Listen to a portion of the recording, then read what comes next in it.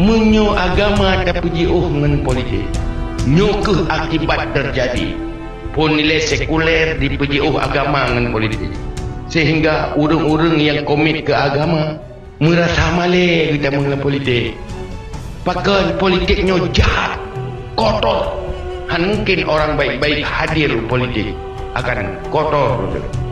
Sehingga orang yang nak komit kepada kebaikan berjauh roh dari politik.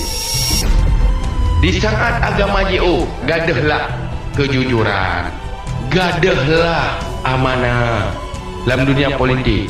Karena orang Islam yang komit dengan agama kai pegah dengan jauh yang jahat. Ujung ji di dalam jabatan politik umat Islam ka disurat duduk hana jujur. Truk kafe itawar roy dengan jujur. Orang Islam hana jujur lebih ke kafe yang jujur. Orang jujur kata PJO, orang gak kata PJO nyan kotor bek kenan ke. Duduk teruk kafe pegang nyolong yang jujur. Duduk itu bid nari dalam kalama Islam. Lebih baik kafir yang jujur ketimbang Muslim tidak jujur. Tang-tang hanali orang Islam yang jujur. Padahal ke kai puya haji kena.